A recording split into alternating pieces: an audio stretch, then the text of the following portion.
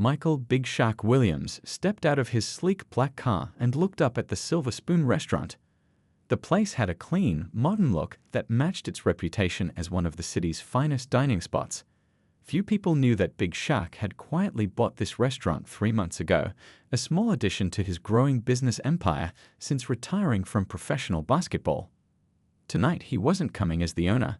No fancy suit, no entourage, no reservation under his name.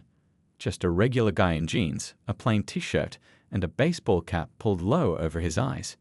He wanted to see how his restaurant treated ordinary customers when no one important was watching.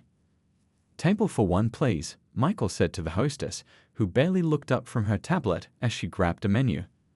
"Follow me," she said, leading him to a small table in the back corner, far from the windows and the more desirable seating areas. Michael noticed several empty tables with reserved signs in better locations, though the restaurant was only half full. He made a mental note but kept his expression neutral. As Michael settled in, he watched the other diners enjoying their meals. The food looked good. It should, given the prices and the talented chef he kept on after buying the place. He was eager to try it himself, but first, he had to get someone's attention. After 10 minutes of being completely ignored, a waiter finally approached his table.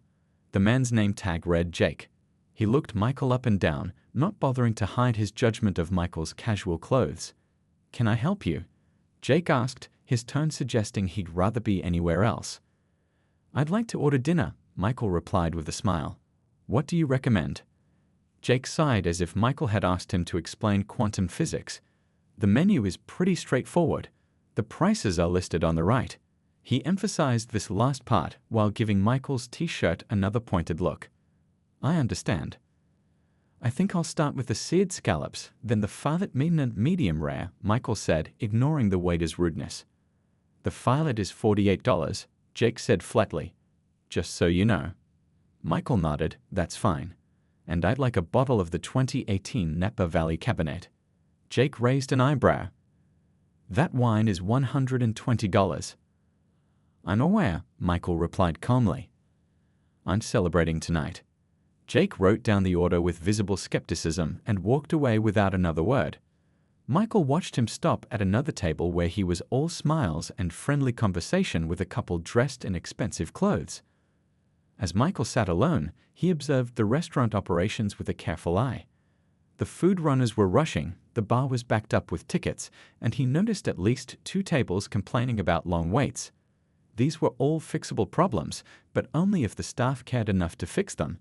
When Jake returned with the wine, he placed it on the table without presenting the label and poured a splash into Michael's glass without offering him the chance to approve it first, basic wine service that any decent restaurant should provide. "Your appetizer will be out soon," Jake said, already turning away. "Thank you," Michael replied, taking a sip of the wine. It was excellent, despite the poor service. He wondered how many other customers had experienced this same treatment and how many had never returned because of it. The thought bothered him more than the disrespect he was personally receiving. Little did Jake know that his behavior tonight would change everything for himself, for the restaurant, and for everyone who worked there. Michael took out his phone and discreetly made a few notes. By tomorrow, things at the Silver Spoon would begin to change. Michael watched as Jake returned with his scallop appetizer, practically dropping the plate on the table. The scallops looked perfectly cooked, golden brown on top with a delicate sauce drizzled around them. The presentation was beautiful, which made the server's attitude even more disappointing. "Enjoy," Jake muttered, already turning away. "Actually," Michael said, "could I get some fresh ground pepper?" Jake's shoulders tensed, and he turned back with an obvious look of annoyance. "I'll have to go get the pepper mill. The kitchen has it." "That would be great, thanks," Michael replied with a patient smile. Jake walked away, and Michael could hear him complaining to another server near the service station. "Table 12 wants pepper now." "Of course he does." When Jake returned with the pepper mill, he gave it a few quick, careless grains over Michael's plate without asking if it was enough, then walked away without a word. Michael took a bite of the scallops. They were delicious. The chef clearly knew what he was doing. What a shame that the excellent food was being undermined by terrible service. Throughout the meal, Michael tried several times to engage Jake in conversation, asking about popular dishes or the history of the restaurant. Each time, Jake gave short, dismissive answers before hurrying away. Meanwhile, Michael noticed Jake chatting comfortably with other guests, laughing and making recommendations to people in fancier clothes. When the filet mignon arrived, Michael asked if they had any steak sauce. Jake's eyes narrowed slightly. "The chef prepares the steak to be enjoyed without sauce," he said with a hint of superiority. "I understand," Michael replied, "but I'd still like to try some sauce if you have it." Jake sighed. "I'll check." He returned a minute later, practically slamming a small dish of sauce on the table. "Here you go." "Thank you," Michael said. He didn't actually want the sauce. The steak was perfectly seasoned, but he was testing Jake's willingness to accommodate a simple request. As Michael ate, he continued to observe the restaurant operations. The bartender seemed overwhelmed with orders. A family with young children waited too long for their food, the kids growing restless.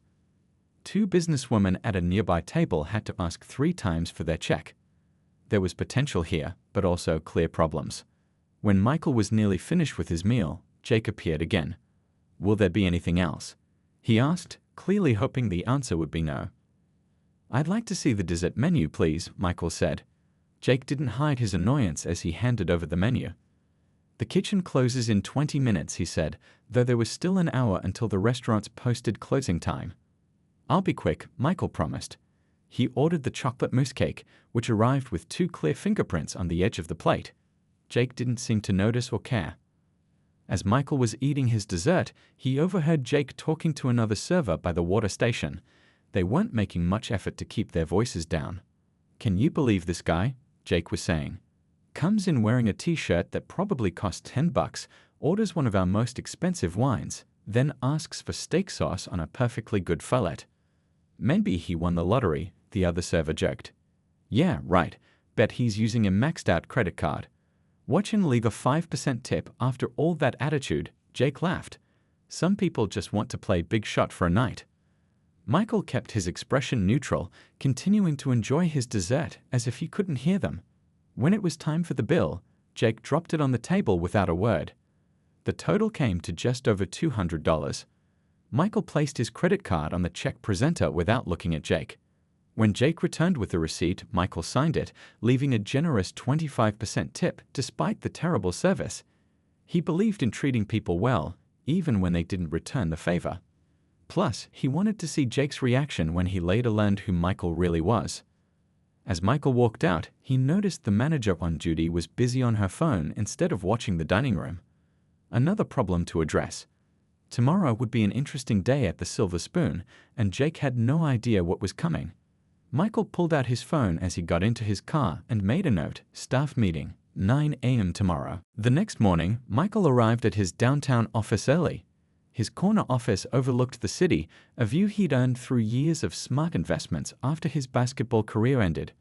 On his desk sat a file containing everything about the Silver Spoon: financial records, staff information, and customer reviews. He flipped it open to the employee section and found Jake's full profile. Jake Patterson had worked at the restaurant for 3 years. His performance reviews were mixed. Some customers loved him, others complained about his attitude. The previous owner had given him several warnings about his selective service, but nothing had ever changed. Now Michael understood why the restaurant's reputation had been slipping despite its excellent food. At 8:30, Michael's assistant knocked on his door. "Mr. Williams, the restaurant manager, is here to see you." "Thanks, sent her in," Michael replied. Lisa Chen walked in, looking nervous. She'd been managing the Silver Spoon for 5 years and had stayed on after Michael bought the place, though they'd only met briefly during the acquisition. "Good morning, Mr. Williams," she said, extending her hand. Michael shook it but didn't offer her a seat right away. "Lisa, I had dinner at our restaurant last night." She blinked in surprise. "You did? I wasn't aware." "That was intentional," Michael cut in. "I wanted to experience the restaurant as a regular customer." Lisa's expression fell. "I see. How was your experience?" "Disappointing," Michael said simply. He gestured for her to sit down and then described his entire evening in detail: the corner table despite plenty of availability, the long wait to be acknowledged, Jake's dismissive attitude, and the comments he'd overheard. Lisa's face grew increasingly pale as Michael spoke. "Mr. Williams, I'm so sorry. I had no idea." "That's part of the problem," Michael said. "You should have known. Where were you during dinner service?" Lisa looked down.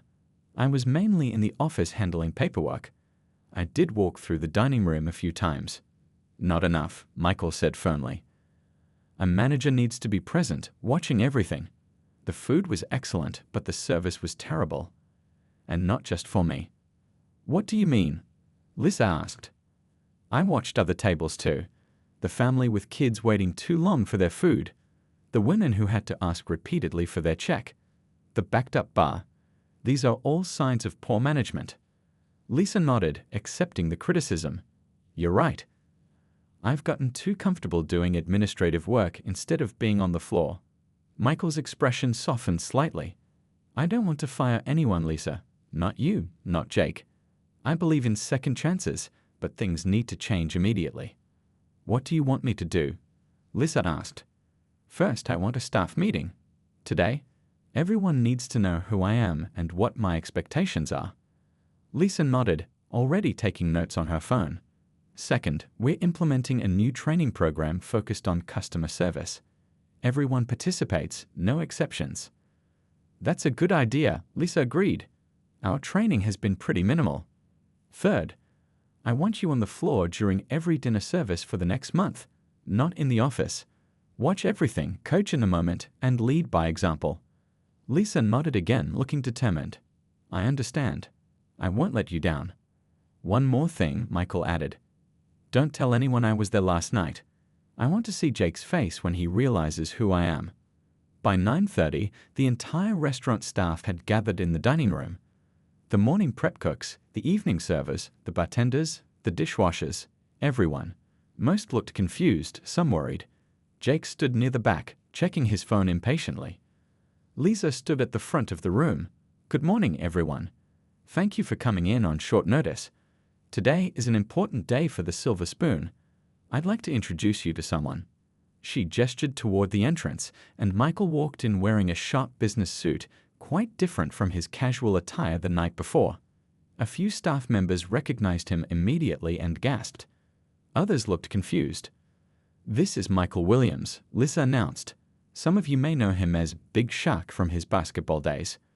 What you may not know is that Mr. Williams is the owner of the Silver Spoon and has been for the past 3 months." The room fell completely silent. Michael scanned the faces until he found Jake in the back. The server's eyes had gone wide with recognition, and all the color had drained from his face. Jake's phone slipped from his fingers and clattered to the floor, but he didn't bend to pick it up. He just stared at Michael, his mouth slightly open in shock. Michael gave him a small nod of acknowledgement before addressing the entire staff. "Good morning, everyone. We have a lot to talk about today." Michael stepped into the center of the dining room, commanding everyone's attention without having to ask for it. Years of leadership on the basketball court had given him a natural presence that filled any room he entered. The staff stood in complete silence, many still processing the revelation that their casual-dressed customer from last night was actually their boss. "For those who don't know me beyond the basketball court, I've spent the last 8 years building businesses that focus on one thing above all else, treating people right," Michael began. "When I bought this restaurant, I did it because I believed in its potential. The food here is excellent. Chef Tom and his team deserve real praise for that." The kitchen staff exchanged proud glances, while the servers shifted uncomfortably. "But a great restaurant isn't just about great food," Michael continued. "It's about making people feel welcome and valued from the moment they walk in until the moment they leave. Last night, I came here as a regular customer to see that part of the experience, and what I saw disappointed me." Michael walked slowly between the tables as he spoke, making eye contact with different staff members. "I saw servers who gave different levels of service based on how people dressed or looked. I saw a backed-up bar with no support from the floor staff. I saw families waiting too long for their food with no updates or apologies." When Michael's gaze landed on Jake, the server looked down at his shoes. "I'm not here to point fingers or fire people," Michael said, which caused a visible wave of relief to pass through the room. I'm here to fix problems. Starting today, we're making changes. Liza stepped forward with a stack of folders. Everyone will receive a new service manual. We're implementing a comprehensive training program that starts tomorrow. This isn't optional, Michael added. Everyone participates: servers, bartenders, hosts, kitchen staff, management. Everyone. We succeed together or we fail together. A hand went up in the back. It was one of the longtime servers, a woman in her 50s. Yes, Michael acknowledged her. With all due respect, Mr. Williams, I've been serving for 20 years. Do I really need to sit through basic training? Michael smiled. What's your name? Diane, she replied. Well, Diane, let me ask you this. When you started playing basketball, did you ever stop practicing the basics? She shook her head. Neither did I. Even in my final season, we still did dribbling drills and free throw practice. The fundamentals matter always. And sometimes, we develop bad habits without realizing it. This training is a chance for all of us to reset and get better together. Diane nodded, accepting the answer. Michael continued his address, outlining his vision for the restaurant, a place known not just for excellent food, but for service that made every guest feel like a VIP, regardless of how they dressed or what they ordered. One more thing, Michael said as he wrapped up. Lisa will be much more present on the floor during service. She'll be coaching, not just managing from the office. Use her as a resource. Ask questions. Learn from her experience. As the meeting ended and staff began to disperse, Michael noticed Jake hanging back, looking like he wanted to disappear into the floor. Michael approached him directly. Jake, could I speak with you privately? Jake's face went even paler, if that was possible. Yes, sir, he managed to say. They walked to a quiet corner of the restaurant. Jake spoke before Michael could begin. Mr. Williams, I am so sorry about last night. I had no idea. His voice cracked with genuine distress. Michael held up a hand. I know you didn't. That's the point, Jake. You didn't know who I was, so you treated me poorly. But here's the thing, you should treat everyone with the same respect and attention, regardless of who you think they are. Jake nodded, his eyes fixed on the floor. Look at me, Michael said firmly. Jake raised his eyes, expecting anger. Instead, he saw something that surprised him, understanding. I've been where you are, Michael said. When I first started playing pro ball, I thought I was hot stuff. I was rude to cleaning staff, impatient with fans who weren't big spenders, dismissive of people I thought weren't important. My coach pulled me aside one day and said something I never forgot. How you treat people when there's nothing in it for you reveals who you really are. Jake swallowed hard. I'm not firing you, Jake, Michael continued. But I am challenging you. This training program isn't punishment. It's an opportunity. You're good at this job when you want to be. I saw how you treated other tables last night. The question is, can you be that good with everyone? I can, Jake said quickly. I will. I promise. Michael nodded. Good, because I'll be coming back, and not always dressed like this, he gestured to his suit. Sometimes I'll be in a t-shirt. Sometimes I'll send friends. I want to see the same Jake who charmed that couple at table 15 last night, but I want to see him serving everyone that way. Yes, sir, Jake said, looking both relieved and determined. The best servers I've ever had were the ones who cared about the experience, not the tip, Michael said. Ironically, they also made the most money. Think about that. As Michael walked away, he heard Jake call after him. Mr. Williams, thank you for the second chance. Michael turned and smiled. Make it count. The training program began the next morning in the empty restaurant dining room. Michael had hired Rosie, a respected hospitality consultant with 30 years of experience, to lead the sessions. The tables had been pushed aside to create a classroom-style setup, with chairs arranged in a semicircle facing a small presentation area. Jake arrived 15 minutes early, choosing a seat in the front row. He'd barely slept the night before, replaying his embarrassing behavior in his mind. The memory of how he treated the restaurant's owner made him cringe every time he thought about it. When he told his roommate what happened, his roommate had laughed so hard he nearly fell off the couch. Dude, you're so fired, his roommate had said. But Jake wasn't fired, and that made him even more determined to prove Michael right for giving him a second chance. Other staff members filtered in gradually. Some looked interested, others bored, a few resentful. Diane, the veteran server who had questioned the training, sat next to Jake with a notebook already open. "Figured I might as well learn something new," she said with a small smile. Lisa arrived with Rosie, introducing her to the staff. "Rosie has trained staff at some of the best restaurants in the country," Lisa explained. "We're lucky to have her." Rosie didn't waste time. "Let's start with a simple question. Who is the most important person in this restaurant?" Hands went up. "The customer," said one server. The chef suggested a line cook. The owner offered another with a nervous glance toward the door as if expecting Michael to walk in. Rosie shook her head. "All wrong. The most important person in this restaurant is the person standing right in front of you at any given moment." She let that sink in before continuing. "When you're taking an order, that guest is the most important person. When a colleague needs help, they become the most important person. When your manager is giving instructions, they're the most important person. True hospitality means giving your complete attention to whoever needs it right now."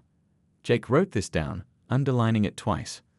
The morning session focused on body language and tone. Rosie had them practice greetings, taking orders, and handling complaints while she pointed out subtle problems: crossed arms, impatient foot tapping, eye-rolling, sighing. "You might think guests don't notice these things," Rosie said, "but they do. Maybe not consciously, but they feel them." After lunch, they'd practiced real scenarios. Rosie had some staff play difficult customers, while others tried to handle the situations professionally. When Jake's turn came, Rosie assigned him a role play with Diane. She was to play a customer who complained that her steak was overcooked, even though it wasn't. Jake took a deep breath and approached Diane's table with a smile. "I understand there's a problem with your steak." Diane launched into character immediately, becoming remarkably unpleasant. "This is supposed to be medium rare. It's completely well done. Do you people know anything about cooking meat? I want to speak to a manager." Jake's first instinct was to get defensive. The old Jake would have argued, would have told her she was wrong, would have made excuses. Instead, he remembered Michael's words about treating everyone with respect. "I'm very sorry about your steak," Jake said calmly. "I can see you're disappointed, and that's the last thing we want. Let me take this back to the kitchen immediately and have the chef prepare a new one exactly to your liking.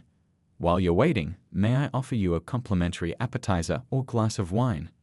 When the role play ended, Rosie smiled. "Excellent, Jake. You didn't argue, you didn't get defensive, and you offered a solution plus something extra. Perfect service recovery." Jake couldn't help feeling a flash of pride. Maybe he could be good at this after all. As the afternoon session wrapped up, Lisa announced that Michael would be joining them tomorrow to observe the training. The news sent a ripple of nervous energy through the group. After everyone else had left, Jake stayed behind to help stack chairs. Lisa noticed and came over. "You don't have to do that, Jake. The cleaning crew will handle it." "I don't mind," Jake replied, continuing to stack. "Can I ask you something?" "Of course." "Why did Mr. Williams decide not to fire me? I mean, if I were him, I would have fired me on the spot." Lisa considered this. "Michael believes in potential. He told me he saw how you treated other tables, the ones you thought were important. He said anyone who can provide that level of service sometimes can provide it all the time. It's just a matter of changing your perspective." Jake nodded slowly. "I've been thinking about that all day. I always thought I was a good server because some customers loved me, but I was only good to people I decided deserved it. That's not really being good at my job, is it?" "No," Lisa said honestly. "But recognizing that is the first step to changing it." As Jake left the restaurant that evening, he felt something he hadn't felt in a long time, a sense of purpose. For years, he'd seen his job as just a way to pay rent. Now, for the first time, he was thinking about it as a profession, something he could actually be proud of. "Tomorrow will be better," he told himself as he walked to his car. "I'll be better." After everyone else had left, Jake stayed behind to help stack chairs. Lisa noticed and came over. "You don't have to do that, Jake. The cleaning crew will handle it." "I don't mind," Jake replied, continuing to stack. "Can I ask you something?" "Of course." "Why did Mr. Williams decide not to fire me? I mean, if I were him, I would have fired me on the spot." Lisa considered this. "Michael believes in potential. He told me he saw how you treated other tables, the ones you thought were important. He said anyone who can provide that level of service sometimes can provide it all the time. It's just a matter of changing your perspective. Jake nodded slowly. I've been thinking about that all day. I always thought I was a good server because some customers loved me, but I was only good to people I decided deserved it. That's not really being good at my job, is it? No, Lisa said honestly. But recognizing that is the first step to changing it. As Jake left the restaurant that evening, he felt something he hadn't felt in a long time, a sense of purpose. For years, he'd seen his job as just a way to pay rent. Now, for the first time, he was thinking about it as a profession, something he could actually be proud of. Tomorrow will be better, he told himself as he walked to his car. I'll be better. The next morning, the staff arrived to find Michael already there, sitting at one of the tables with a stack of papers in front of him. He was dressed casually today in a polo shirt and jeans, looking more like the customer Jake had dismissed than the imposing businessman from the staff meeting. Good morning, Michael greeted them as they filed in. Don't mind me. I'm just here to observe. Despite his casual tone, the staff seemed more alert, sitting up straighter and paying close attention as Rosie began the day's training. Today's focus was on anticipating guest needs, how to read body language, listen for subtle cues, and offer assistance before customers had to ask for it. The best service feels almost magical, Rosie explained. Guests should wonder, how did they know I needed that? It makes people feel cared for and special. During a role-play exercise, Jake was paired with a bartender named Tony. Jake played the server while Tony played a guest celebrating a birthday who never explicitly mentioned it was his special day. Good afternoon, sir, Jake began with a warm smile. Welcome to the Silver Spoon. Is this your first time dining with us? Yes, Tony replied, playing his role. I've heard good things about this place. Jake noticed that Tony kept checking his watch and glancing toward the door. Are you waiting for someone to join you? Jake asked. Yes, my girlfriend. She's running late.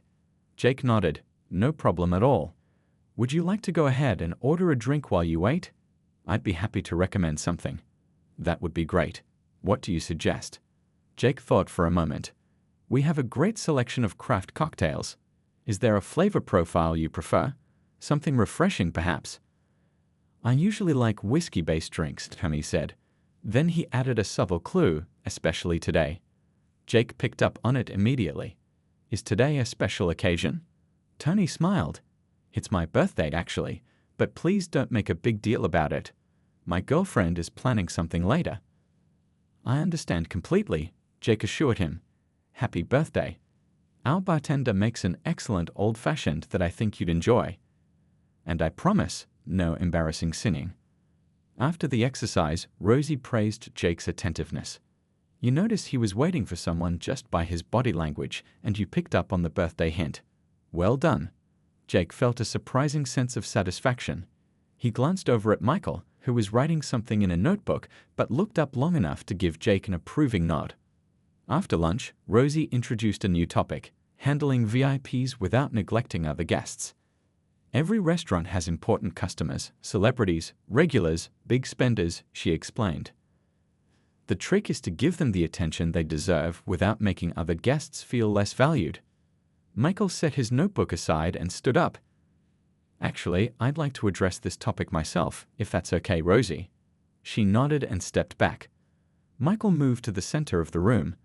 When I played basketball, fans would sometimes wait outside the arena for autographs. Some players would only sign for kids wearing expensive jerseys, figuring those families had spent money on merchandise. I always thought that was backward. He paused, making eye contact with different staff members. The kid in the hand-me-down t-shirt who saved his allowance for months to buy a ticket. That kid deserves your attention just as much as the one whose parents bought courtside seats. In fact, that kid might appreciate the moment even more. The room was completely silent as Michael continued. The same principle applies here. The couple saving up for months to celebrate their anniversary deserves the same service as the regular who spends thousands every month. The young woman treating herself to a nice meal after getting her first job deserves the same attention as the business executive with the corporate card. Jake felt those words hit home. How many times had he dismissed people based on their appearance or assumed they couldn't afford to tip well? Here's a secret about truly successful businesses, Michael said. They don't just cater to the customers they have, they create loyal customers from people who might be trying them for the first time. Every person who walks through that door is an opportunity to create a relationship that could last for years. After Michael finished speaking, the training continued with renewed energy. Even the staff members who had seemed bored or resistant earlier were now fully engaged. At the end of the day, Rosie announced that the next phase of training would involve actual service during a special soft reopening dinner the following night. "We've invited a select group of guests," she explained. "They know we're training, and they'll provide feedback afterward. Mr. Williams has generously offered to compensate you all for this training service, and customers will not be expected to tip." As everyone was leaving, Michael stopped Jake at the door. "I noticed your participation today," Michael said. "You're taking this seriously." "Yes, sir," Jake replied. "I've been thinking a lot about what you said, about how you treat people when there's nothing in it for you." Michael smiled. "Good, that's exactly what I wanted." He patted Jake on the shoulder. "Keep it up tomorrow night. I'll be watching, and not just you. I want to see how everyone applies what they've learned." Jake nodded, feeling both nervous and excited about the challenge ahead. For the first time in years, he was actually looking forward to going to work. The night of the soft reopening arrived, and the silver spoon looked spectacular. Fresh flowers adorned each table, candles flickered in elegant holders, and the polished silverware gleamed under the warm lighting. Jake arrived an hour early, pressing his uniform carefully before putting it on. He reviewed his section assignment and mentally prepared for the evening ahead. Lisa gathered the staff for a final pep talk before opening the doors. "Remember everything you've learned," she encouraged them. "Tonight isn't about being perfect, it's about showing what we can become. Our guests know we're in training, but let's surprise them with how good we already are." At exactly 5:30, the doors opened, and the first guests began to arrive. Jake took a deep breath as Lisa seated an elderly couple in his section. They were dressed simply but neatly, exactly the type of customers he might have rushed through service with in the past. "Good evening," Jake greeted them warmly. "Welcome to the Silver Spoon. My name is Jake, and I'll be taking care of you tonight." The gentleman smiled. "Thank you, young man. It's our 50th wedding anniversary today." Jake's face lit up with genuine delight. "Congratulations, that's truly something to celebrate. May I suggest starting with a glass of our champagne? On the house for such a special occasion." The couple exchanged pleased glances, clearly touched by the gesture. As the evening progressed, Jake moved smoothly between his tables, giving each one his full attention. He remembered names, preferences, and special occasions. He anticipated needs, bringing extra napkins to a table with young children, suggesting the perfect wine pairing for a customer's entree choice, quietly arranging for a candle in a dessert for a guest celebrating a promotion. From his position near the host stand, Michael watched everything. He saw servers who had been indifferent now engaging warmly with guests. He noticed the improved coordination between the kitchen and the front of house. Most of all, he observed Jake, who was handling his section with a graceful efficiency that seemed completely natural. Halfway through the evening, Michael decided to test Jake directly. He asked Lisa to seat him at one of Jake's tables. This time, Michael wore a simple button-down shirt and khakis, nice enough but not flashy. Nothing that screamed restaurant owner or former basketball star. Jake was delivering drinks to another table when he noticed the new guest in his section. Without missing a beat, he finished his current task and then approached Michael's table. "Good evening, sir. Welcome back to the Silver Spoon," Jake said with a genuine smile. "It's good to see you again." Michael raised an eyebrow, impressed that Jake had acknowledged their history without making it awkward. "Thank you, Jake. It's good to be back." "May I tell you about our specials this evening?" Jake asked, his manner professional but warm. "Please do." Jake described each special with knowledge and enthusiasm, answering Michael's questions patiently.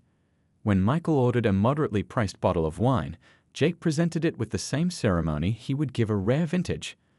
Throughout the meal, Jake provided attentive service without hovering. He checked in at appropriate moments, made thoughtful recommendations, and treated Michael exactly as he treated his other tables, with respect and care. As the evening wound down, Michael asked for the check. "The meal is on the house tonight, sir," Jake informed him. "I insist on paying," Michael replied. "I'm here as a customer, not as the owner." Jake nodded. "I understand. I'll bring your check right away." When Jake returned with the bill, Michael noticed something tucked underneath it, a handwritten note. "Mr. Williams," it read, "thank you for the second chance. I've learned more in these past few days than in 3 years of working here. I won't let you down. Respectfully, Jake." Michael looked up to find Jake watching him uncertainly from a distance. Michael smiled and gave him a supple thumbs up. Jake's face broke into a relieved grin before he turned to attend to another table. After the last guests had departed, Lisa gathered everyone in the dining room once more. The staff looked tired but satisfied, chatting excitedly about the positive feedback they'd received. Michael stepped forward. "I want to thank all of you for your hard work these past few days. Tonight was just the beginning, but what a beginning it was." He shared some of the comments from guests, how they'd noticed the improved service, how they felt genuinely cared for, how they were already planning return visits. "This is what happens when we commit to treating everyone like they matter," Michael said. "Because they do." He turned to Jake. "Some of you made bigger adjustments than others. Jake, would you mind sharing your experience with the team?" Jake stepped forward, looking nervous but determined. "A week ago, I thought I was a good server because some people liked me. Now I realize that wasn't enough. Being good at this job means making everyone feel special, not just the people who look important or spend a lot of money." He glanced at Michael before continuing. "It feels better this way, honestly. I'm not stressing about which tables might tip better. I'm just focused on giving everyone my best, and it turns out that's actually easier and more satisfying." As the meeting ended and staff began to depart, Michael approached Jake one last time. "That note you left," Michael said. "I appreciate it, but you earned that second chance with your actions these past few days." Jake nodded. "Thank you, sir. For what it's worth, I don't need watching anymore. This is who I want to be now." Michael smiled. "I believe you. See you tomorrow, Jake." As Jake walked to his car that night, he felt different, lighter somehow, as if he'd set down a heavy burden he hadn't realized he was carrying. The burden of judging people, of deciding who deserved his best and who didn't. It was exhausting, he now realized, to go through life that way. Tomorrow would be the real reopening, with regular customers returning and new ones giving them a try. Jake couldn't wait.